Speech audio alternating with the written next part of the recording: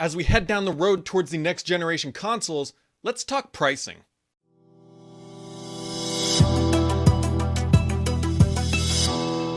What's up everybody, Brad here back again, and as we journey on towards the next generation consoles from both Sony and Microsoft, pricing is going to play a major factor into these console launches, right? If you price it wrong and your competitor prices it lower, then you have a bad momentum going in. Now that being said, the PlayStation is approaching 100 million. Microsoft's typically about half that. I bet they're probably somewhere around maybe 50 million. We don't quite know because Microsoft's been holding those numbers back. But either way, both of these consoles are selling and they are gearing up for a major refresh next year. Sony's already played some of its cards for some next gen specs, and at E3 we will get more from Microsoft. But let's talk pricing, because this is going to be an interesting kind of tit for tat, if you will, between these companies as they try to outgun the other ones in terms of not only specs, but pricing and IP and all that stuff. So let's just talk about this stuff. So when the original Xbox launched, it had a price of $299. When the 360 was launched, it had a $299 price point, or what seems a bit ludicrous today, for a $100 premium, you could get a 20 gigabyte hard drive. When the Xbox One was released, it came out at $499, but we all know how that worked out. And then that was with the Kinect, and then they eventually removed the Kinect, and it was $399. And then there was the Xbox One X when it launched at $499. On the Sony side of the coin, Sony released the PlayStation at $299, PlayStation 2 for $299, PlayStation 3 at $499. If you remember, that had that custom cell processor that was a mashup of, what was it, Sony, IBM, and Toshiba, I believe. And yeah, that was a weird thing that really jacked up that pricing. We all know how that worked out. $499 for a 20 gigabyte version, and the ludicrous, even by today's standards, $599 for a 60 gigabyte version of that PlayStation 3. Then the PlayStation 4 came in a much more moderate $399, and the PlayStation 4 Pro for about $399 as well. So that kind of gives us a foundation of where these companies are going to peg things. Now, talking on the Microsoft side, they're expected to have two consoles. I'm still hearing the Anaconda and Lockhart are still on the agenda. But the question is, how are they going to differentiate these consoles to make things work in a way that Microsoft can actually lower the price, but not completely ruin their objective here of just having effectively one console, kind of like what they do with the current generation. So what I'm hearing is that they're going to have the same CPU. It's going to be that same Zen 2 based processor, and how they're actually going to differentiate these things, I believe, is actually going to be on the GPU side. Now, I expect both consoles to have the same GPU architecture, but there's going to be different performance characteristics of that. That's not that big of a surprise. And I think it's going to come down to primarily resolution. That's a little bit of speculation just based on what I've seen though. So full, caveat there, I bet you can do whatever. But I suspect that it's going to come down to the graphical performance output is going to be one of the primary differentiators, along with RAM. Specifically, I've heard that they're targeting roughly half the GPU performance for Lockhart versus Anaconda, which would mean obviously lower graphical performance. But what I realistically think that they're going to do here, I think that they're going to potentially pitch the Lockhart as a 1080p console and the Anaconda as a 4K console. Previous generations, we've seen Sony has done this, Microsoft has done this, where they say, hey, here's two SKUs and they have different storage sizes.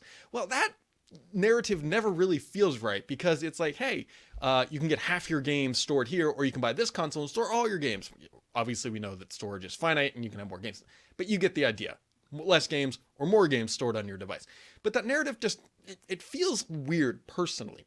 Now, what makes more sense and is much easier to marketing pitch is Microsoft goes in there and says, hey, do you have a 1080p? Buy this console, because you don't need the Anaconda. You have a 4K TV? Buy the Anaconda, because that's a real clear differentiator, and it's an easier thing to understand about what console to buy. Now, granted, they're always going to target the highest performance. That is their goal. I'm still hearing. We will see what they pull out of their sleeves at E3. But Anaconda will be there if you have a 1080p TV. You can obviously buy Anaconda. And for the hardest of core people, Anaconda will be the console, no questions at all.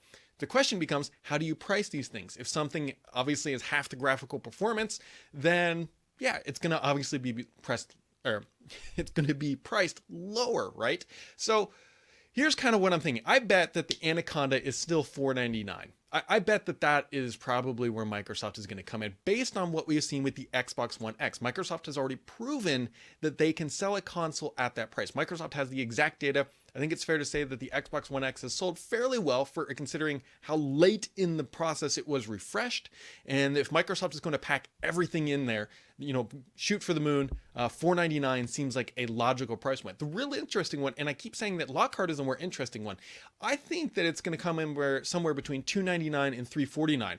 That would make a lot more sense because they're trying to slot around the PlayStation. Imagine the PlayStation comes in at $449, something like that, or even $399. Microsoft wants to have something lower priced than that offers great performance on a 1080p TV, which granted, most of the world has. I know people are saying, well, 4K is what's important. Yes, but the vast majority of people have 1080p TVs. 4K content is still not widely available over traditional cable operators and all that good stuff. Most people have 1080p TVs, and that would be the perfect place to get a nice price point. The only reason the pricing is so subjective is look what they did with the Maverick console. I was hearing time and time again that it was going to be a $199 console. Well, it realistically is a $199 console. The problem is that they bundled a whole bunch of games with it, and if you like those games, then it is a great value. But if each game is a $20 value, there's 3 games, there's $60. That's how they get to like that $250 price point. Keep in mind, Microsoft is real fluid on these pricing, but they're trying to slot around the PlayStation, and that's why they're kind of going to eke this stuff out, and I don't think we will hear anything until much closer to launch. But that being said, I think that a $499 price point for Anaconda seems pretty logical. I'd be curious to know what everyone else thinks in that space. And then on the Lockhart side, $299 to $349 sounds very reasonable as well. If it gets up into $399, I think that's a really bad price point. It needs to have a clear separation from not only Anaconda, but also PlayStation, because there's a lot of parents that go out at Christmas time and say, like, I'm going to buy little Jimmy the next generation console. And if they look and they say, here's the Microsoft one for $349, and then here's the Sony one for $499 or $449. There are people that absolutely will just shop based on pricing because they don't know what their kid has or what their kid wants, or they're just too young. Let's say they're 8 years old and they just want to play Minecraft on their 1080p TV.